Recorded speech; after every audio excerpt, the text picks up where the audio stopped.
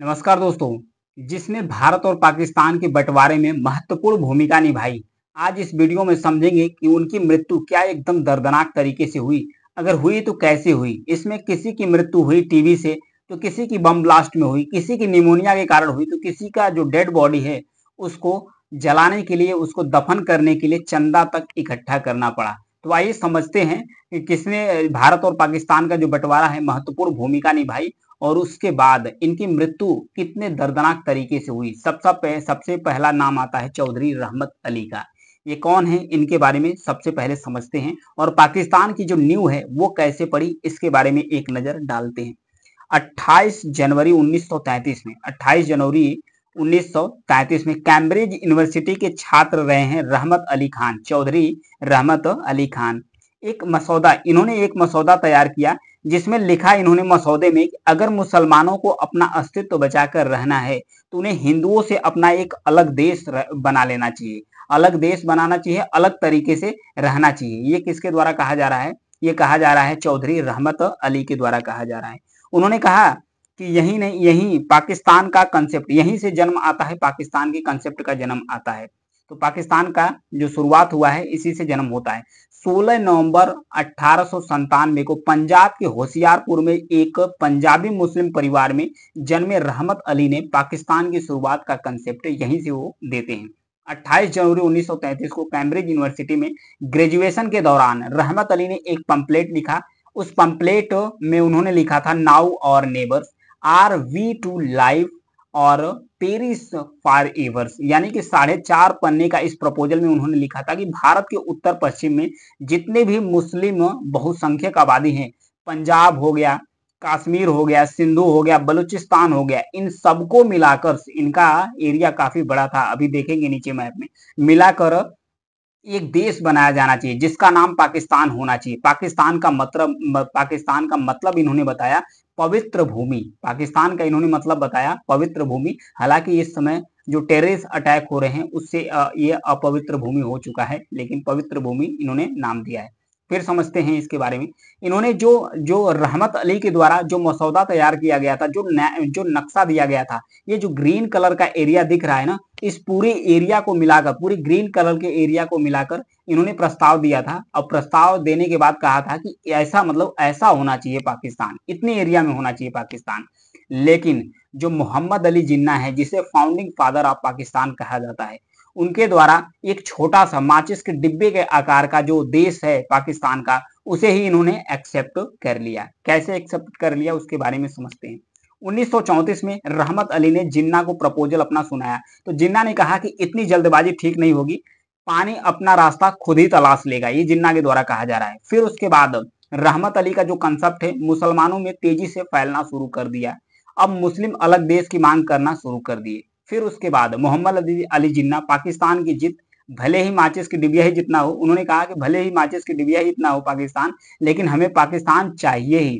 25 दिसंबर 1876 को जन्मे मोहम्मद अली जिन्ना एक अंग्रेजी दा मुसलमान थे, अंग्रेजी दा मुसलमान थे। पाकिस्तान बनाने का सबसे बड़ा क्रेडिट उन्हीं को जाता है। तो ये था कंसेप्ट, इस तरीके से कंसेप्ट निकल कर आया। तो आइए समझते हैं कि जो कंसेप्ट निकल कर आया इसके आगे और इसके पीछे की क्या कहानी है। तो यहाँ पर देखिए, जो मोहम्मद अली जिन्ना थे पाकिस्तान के इन्होंने जब प्रस्ताव रखा तो इन्होंने कहा कि चाहे छोटा ही देश हो, जो माचिस की डिबिया ही आकार का हो, लेकिन हमें एक देश चाहिए। 1930 के दशक के आखिरी सालों में अलग मुस्लिम देश की मांग और भी तेज होना शुरू कर दी। इस बीच 22 मार्च 1940 को लाहौर के अंदर मिंटो पार्क के अंदर मुस्लिम लीग का एक सम्मेलन हुआ। मोहम्मद अली जिन्ना ने इस लाहौर अधिवेशन में अलग मुस्लिम देश का प्रस्ताव रखा, जिसे पाकिस्तान का प्रस्ताव कहा गया। इसके बाद वो बंटवारे की जिद पर अड़ गए कि अब बंटवारा होगा ही।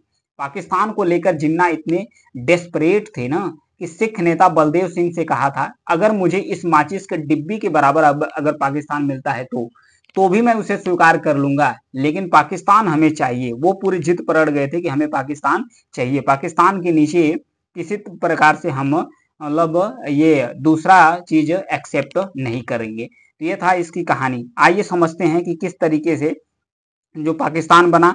14 अगस्त को पाकिस्तान का आज़ादी दिवस मनाया जाता है, वहीं 15 अगस्त को भारत की जो आज़ादी दिवस है वो मनाया जाता है। तो पाकिस्तान का निर्माण हुआ। जिन्ना के खिलाफ एक बेबाक बयान देने वाले थे, जिन्ना ने उस पर ध्यान नहीं दिया, जिनका पीएम बने, पीएम जिनका नाम था लियाकत अली।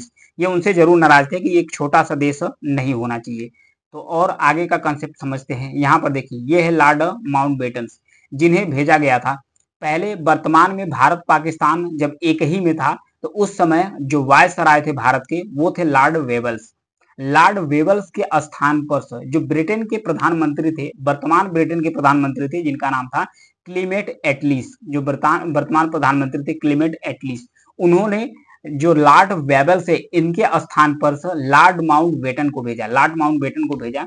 उन्होंने कहा कि जो लॉर्ड माउंटबेटन है ये जाएंगे और बंटवारा को मतलब पूरी तरीके से करेंगे। और जो बॉर्डर एरिया खींचने के लिए जो वहाँ एक गवर्नर थे जिनका नाम था रेडक्लिफ नाम था, उन्हीं के नाम पर लाइन खींची गई, रेडक्लिफ रेखा खींची गई, उन्हीं को भेजा गया था।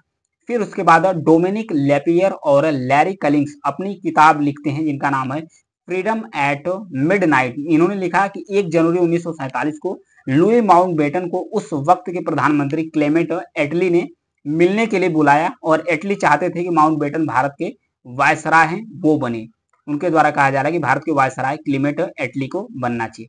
फिर मार्च 1947 में लॉर्ड माउंटबेटन भारत पहुंचते हैं।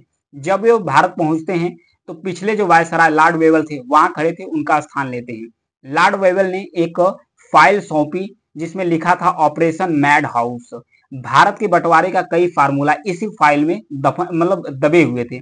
माउंटबेटन ने फाइल पढ़ना शुरू की और भारत पाकिस्तान के बंटवारे का एक प्लान तैयार किया।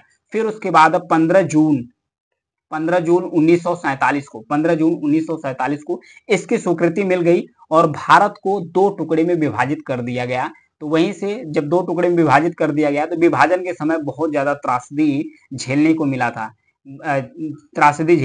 था, जो कि भारत के जो पाकिस्तान है, पाकिस्तान बना तो पाकिस्तान के पहले प्रधानमंत्री बने लियाकत अली। लियाकत अली भारत के पहले प्रधानमंत्री बने। तो अब एक नजर डालते हैं कि इनकी मृत्यु किस तरीके से हुई, किस तरीके से कहां कहां कैसे इन लोगों की मृत्यु हुई। तो आइए समझते हैं। सबसे पहले चलते हैं मोहम्मद अली जिन्ना के पास, जो फाउंडिंग फादर हैं। ये बीमार थे, काफी ज्यादा बीमार थे। तो बीमार होने के कारण ये लंदन चले गए थे।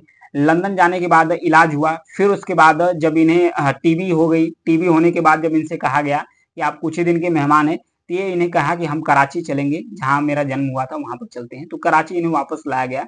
फिर उसके बाद लास्ट समय में आए, ट्रैफिक भी था पाकिस्तान के अंदर। ट्रैफिक के बाद भी ये अंतिम समय है, काफी ज्यादा दुखदाई पीड़ा के साथ इनकी मृत्यु हुई। फिर उसके बाद माउंटबेटन के पास आते हैं, जो लॉर्ड माउंटबेटन हैं। लॉर्ड माउंटबेटन इंग्लैंड के कहीं जा रहे थे ये, और रेडक्लिफ थे, और भी इनका पूरी फैमिली थी। कहीं ब्लास्ट हुआ, ब्लास्ट के कारण इनकी मृत्यु हो गई थी। फिर उसके बाद जो रेडक्लिफ थे और फिर उसके बाद उनकी भी मृत्यु हो गई, निमोनिया के कारण भी किसी की मृत्यु हो गई।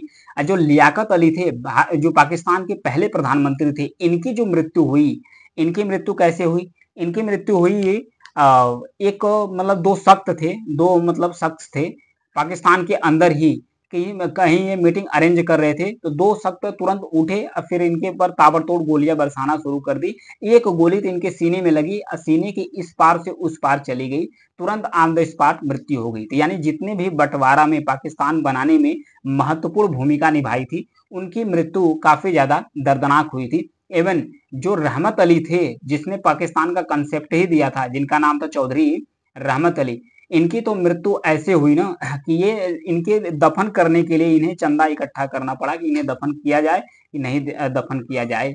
इनकी निमोनिया हो गई। निमोनिया के बाद काफी ज्यादा इनका हालत खराब हुआ।